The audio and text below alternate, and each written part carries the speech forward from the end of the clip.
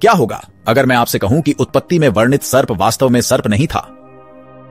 क्या आदम और हव्वा की कहानी के बारे में आप जो कुछ भी जानते थे उसका नाटकीय पुनर्मूल्यांकन करने की आवश्यकता है? देखते रहिए, क्योंकि सच्चाई आपकी कल्पना से कहीं अधिक रोचक है। अदन की वाटिका में आदम और हव्वा की कहानी बाइबल की सबसे प्रसिद्ध कहानियों में से एक है। इस कथा के केंद्र में वह चालाक सर्प है जो हव्वा को वर्जित फल खाने के लिए प्रलोभित करता है, जिसके कारण मानवता का पतन हो जाता है। परंपरागत रूप से इस सर्प को वास्तविक सांप, छल और प्रलोभन का प्राणी माना जाता है। लेकिन क्या होगा यदि हम इस चरित्र की गलत व्याख्या करते रहे हों? इस वीडियो में हम उत्पत्ति की पुस्तक के मूल हिब्रू पाठ का गहन अध्ययन करेंगे और एक छिपे हुए सत्य को उजागर करेंगे जो हमारी पारंपरिक समझ को चुनौती देता है। अंत तक आप कहानी को बिल्कुल नए नजरिए से देखेंगे। इस प्राचीन ग्रंथ की हमारी व्याख्या के लिए गहन अंतर्दृष्टि का निहितार्थ है। बाइबल की पहली पुस्तक, उत्पत्ति की पुस्तक, यहूदी धर्म और ईसाई धर्म दोनों के लिए एक आधारभूत ग्रंथ है। परंपरागत रूप से इसे मूसा से संबंधित माना जाता है। इसमें ऐसी कहानियां हैं जिन्होंने सहस्राब्दियों से धार्मिक विचारों को आकार दिया है। ईडन गार्डन में आदम और हव्वा की कहानी विशेष रूप से महत्वपूर्ण है क्योंकि यह मासूमियत, प्रलोभन और मानवीय स्थिति के विषयों को संबोधित करती है। इस कहानी के पात्रों की वास्तविक प्रकृति को समझना इसके संदेश को गहराई से समझने के लिए महत्वपूर्ण है। सांप की वास्तविक प्रकृति को समझने के लिए हमें उत्पत्ति के मूल इब्रानी पाठ पर वापस जाना होगा। उत्पत्ति 3 पद 1 में सर्प का परिचय इब्रानी शब्द नाहाश से दिया गया है। इस शब्द का अनुवाद आमतौर पर अधिकांश अंग्रेजी संस्करणों में सर्प या सांप के रूप में किया जाता है। हालांकि हिब्रू एक जटिल और सूक्ष्म भाषा है और नाहाश में अर्थ की कई परतें हैं जो सरल अनुवाद से कहीं आगे जाती हैं। इब्रानी शब्द नाहाश का अर्थ सचमुच सांप हो सकता है, लेकिन इसके अन्य अर्थ भी हैं। कुछ संदर्भों में नाहाश का अर्थ भविष्यवक्ता या जादू टोना करने वाले व्यक्ति से भी हो सकता है। यह दोहरा अर्थ सर्प की पहचान की एक अलग व्याख्या का द्वार खोलता है। एक साधारण सांप के बजाय नाहाश का अर्थ अलौकिक ज्ञान या शक्तियों वाला प्राणी हो सकता है। विद्वानों के बीच सदियों से सर्प की वास्तविक प्रकृति पर बहस होती रही है। कुछ लोग तर्क देते हैं कि नाहाश को रूपक के रूप में समझा जाना चाहिए, जो अराजकता की शक्ति या विद्रोही दैवीय सत्ता का प्रतिनिधित्व करता है। अन्य लोगों का सुझाव है कि सर्प वास्तविक सांप नहीं था, बल्कि एक प्रतीकात्मक आकृति थी, संभवतः एक पतित देवदूत या मनुष्य, शैतान का प्रकटीकरण।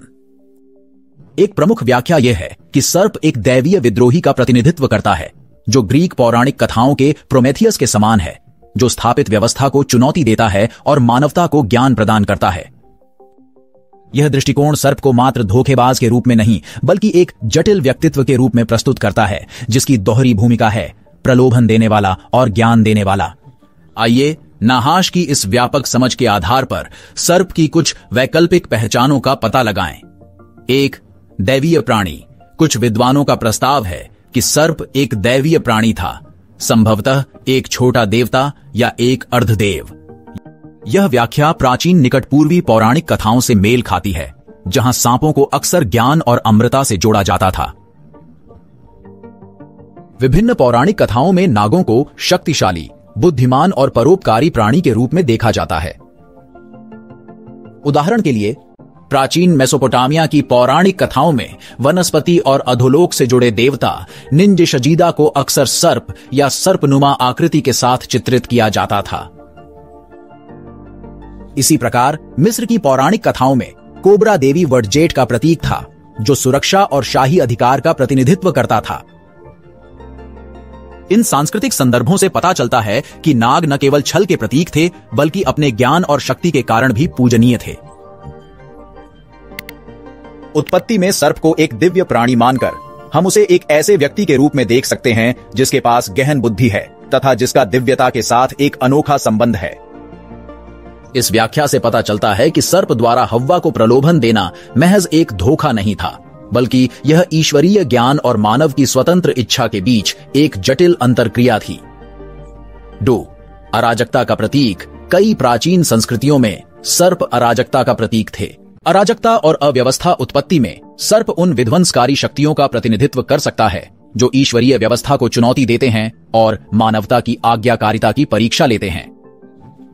यह दृष्टिकोण आदम और हव्वा को परमेश्वर की अवज्ञा करने के लिए प्रेरित करने में सर्प की भूमिका से समर्थित है, जिससे ईडन गार्डन में पहले से सामंजस्यपूर्ण अस्तित्व में अराजकता आ गई। प्राचीन मिथकों में अक्सर नागों को आदिकालीन अराजकता के प्रतीक के रूप में दर्शाया जाता है।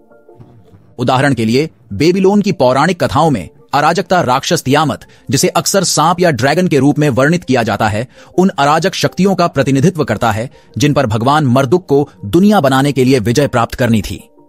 इसी प्रकार नॉर्स पौराणिक कथाओं में मिडगार्ड सर्प जोरमुंगंद्र एक विशाल समुद्री सर्प है जो विश्व की व्यवस्था के लिए खतरा है। इस प्रतीकात्मक ढांचे को उत्पत्ति की कथा पर लागू करते हुए सर्प को अराजकता के एजेंट के रूप में देखा जा सकता है। मानवीय आज्ञाकारिता और ईश्वरीय व्यवस्था की सीमाएं। यह व्याख्या व्यवस्था और अव्यवस्था के बीच संघर्ष पर जोर देती है, जो अनेक सृजन मिथकों में प्रचलित विषय है। इस प्रकार उत्पत्ति में सर्प के कार्यों को एक बड़े ब्रह्मांडीय संघर्ष के भाग के रूप में देखा जा सकता है, जो मानव अनुभव में स्थिरता और अराजकता के बीच अंतर्निहित तनाव को उजागर करता है। 3. रूपकात्मक आकृति। एक अन्य दृष्टिकोण यह है कि सर्प एक रूपक आकृति है जो ईश्वर के प्रति आज्ञाकारिता और निषिद्ध ज्ञान की खोज के बीच आंतरिक संघर्ष को दर्शाता है। यह व्याख्या कहानी के नैतिक और दार्शनिक आयामों पर जोर देती है तथा यह सुझाती है कि सर्प ज्ञान प्राप्त करने और दैवीय सीमाओं को चुनौती देने की मानवीय प्रवृत्ति का प्रतिनिधित्व करता है। इस दृष्टिकोण से सर्प को मानव जिज्ञासा और आत्मनिर्णय की इच्छा के प्रतीक के रूप में देखा जा सकता है। खाने की क्रिया। निषिद्ध फल केवल अवज्ञा का कार्य नहीं है, बल्कि मानव स्वभाव और समझ की खोज के बारे में एक गहन वक्तव्य है। इसीलिए सर्प उस आंतरिक संघर्ष का प्रतिनिधित्व करता है जिसका सामना प्रत्येक व्यक्ति करता है, जिसमें स्थापित नियमों का पालन करने और अज्ञात की खोज करने के बीच चुनाव करना होता है। यह रूपकात्मक व्याख्या विभिन्न दार्शनिक और साहित्यिक परंपराओं से मेल खाती है जो निषिद्ध ज्ञान के विषय का अन्वेषण करती हैं। उदाहरण के लिए जॉन मिल्टन की पैराडाइज लॉस्ट में सांप शैतान ईव की बुद्धि और स्वायत्तता की इच्छा का फायदा उठाकर उसे प्रलोभित करता है। इसी प्रकार ग्रीक पौराणिक कथाओं में प्रोमेथियस की कहानी, जो देवताओं की अवहेलना करके मानवता के लिए अग्नि ले आता है, अवज्ञा और ज्ञानोदय के विषयों को प्रतिध्वनित करती है। सर्प को एक वास्तविक सांप से अधिक समझने से उत्पत्ति की कहानी की हमारी व्याख्या बदल जाती है। यदि सर्प कोई दैवीय विद्रोही या अराजकता का प्रतीक है, तो कथा अधिक समृद्ध, अधिक जटिल अर्थ ग्रहण कर लेती है। यह दैवीय मानवीय अंतःक्रिया, ज्ञान की खोज तथा व्यवस्था और अराजकता के बीच संघर्ष की कहानी बन जाती है। इस नए परिप्रेक्ष्य के साथ आइए हम अदन की वाटिका में आदम और हव्वा की कहानी पर पुनः गौर करें। सर्प को मात्र एक चालबाज के रूप में देखने के बजाय हम इसे ज्ञान और आत्म जागरूकता की ओर मानवता की यात्रा के लिए उत्प्रेरक के रूप में देख सकते हैं। निषिद्ध फल खाने का कार्य मानव इतिहास में एक निर्णायक क्षण का प्रतिनिधित्व करता है, जो मासूमियत से समझदारी की ओर, अंध आज्ञाकारिता से सचेत चुनाव की ओर संक्रमण का प्रतीक है। इस पुनर्व्याख्या के गहन धार्मिक निहितार्थ हैं। यह सर्प को विशुद्ध रूप से दुष्ट मानने की पारंपरिक धारणा को चुनौती देता है तथा हमें अधिक सूक्ष्म चरित्र की संभावना पर विचार करने के लिए आमंत्रित करता है। इससे सवाल भी उठते हैं प्रलोभन की प्रकृति और मानवीय मामलों में दैवीय सत्ताओं की भूमिका के बारे में। क्या सर्प का प्रलोभन मानवता के विकास के लिए परमेश्वर की योजना का एक आवश्यक हिस्सा था? क्या ज्ञान की खोज हमारे विकास में एक अपरिहार्य एवं आवश्यक कदम था? आधुनिक पाठकों और विश्वासियों के लिए सांप की यह नई समझ उनके विश्वास को समृद्ध कर सकती है और बाइबल के ग्रंथों के प्रति उनकी समझ को गहरा कर सकती है। यह हमें बाइबल को खुले मन से पढ़ने तथा इसकी कहानियों की जटिलता और गहराई को पहचानने के लिए प्रोत्साहित करता है। यह इन प्राचीन ग्रंथों में निहित अर्थों को पूरी तरह समझने के लिए मूल भाषाओं और सांस्कृतिक संदर्भों का अध्ययन करने के महत्व पर भी प्रकाश डालता है। उत्पत्ति 3 पद 1 सर्प का परिचय। अब सर्प उस मैदान के किसी भी अन्य जानवर की तुलना में अधिक चालाक था जिसे भगवान ने बनाया था। उसने स्त्री से पूछा, क्या परमेश्वर ने सचमुच कहा है? इस आयत में शब्द चालाक इब्रानी, आराम, बुद्धिमत्ता और चतुराई का सुझाव देता है।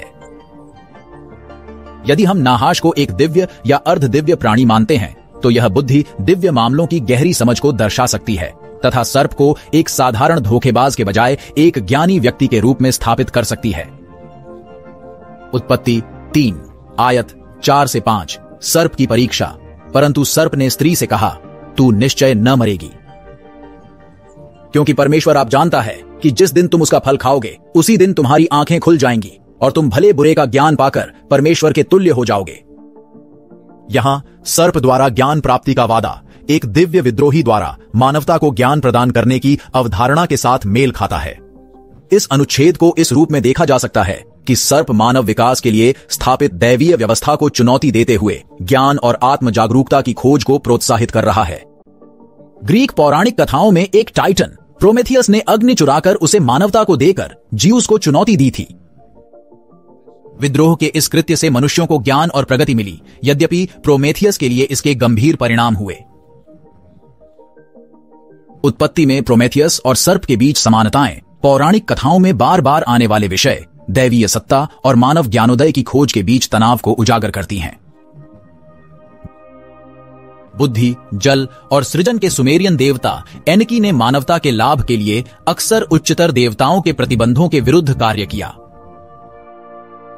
कुछ मिथकों में एनकी मनुष्यों को निषिद्ध ज्ञान या संसाधन प्रदान करता है जिससे उनके विकास में सहायता मिलती है। उत्पत्ति में सर्प को भी इसी प्रकार देखा जा सकता है, एक ऐसे व्यक्ति के रूप में जो निषिद्ध ज्ञान की प्राप्ति के माध्यम से मानव प्रगति को सुगम बनाता है। सांप की यह पुनर्व्याख्या विश्वासियों को इसमें शामिल होने के लिए प्रोत्साहित करती है। बाइबल के पाठों की आलोचनात्मक रूप से जांच करें। इन प्राचीन लेखन के ऐतिहासिक, भाषाई और सांस्कृतिक संदर्भों को समझने से गहन अंतर्दृष्टि और अधिक सूक्ष्म अर्थ सामने आ सकते हैं। यह दृष्टिकोण अधिक सूचित और समृद्ध आस्था अनुभव को बढ़ावा देता है। बाइबल के पात्रों और कहानियों की बहुमुखी प्रकृति को पहचानने से पाठ के साथ अधिक समृद्ध और अधिक सार्थक जुड़ाव संभव होता है। प्रलोभनकर्ता और ज्ञानदाता दोनों के रूप में सर्प की भूमिका आदम और हव्वा की कहानी को गहराई प्रदान करती है तथा पाठकों को मानव प्रकृति की जटिलताओं और ज्ञान की खोज पर चिंतन करने के लिए प्रेरित करती है। उत्पत्ति में सर्प की कहानी सिर्फ एक उदाहरण है कि कैसे गहन अन्वेषण गहन अंतर्दृष्टि को उजागर कर सकता है और हमारे दृष्टिकोण को बदल सकता है। इस आकर्षक यात्रा में हमारे साथ शामिल होने के लिए धन्यवाद। यदि आपको यह वीडियो ज्ञानवर्धक लगा हो तो कृपया इसे लाइक करें, शेयर करें और अधिक जानकारी के लिए हमारे चैनल को सब्सक्राइब करें। बाइबल की कहानियों और उनके छिपे अर्थों के बारे में जानें।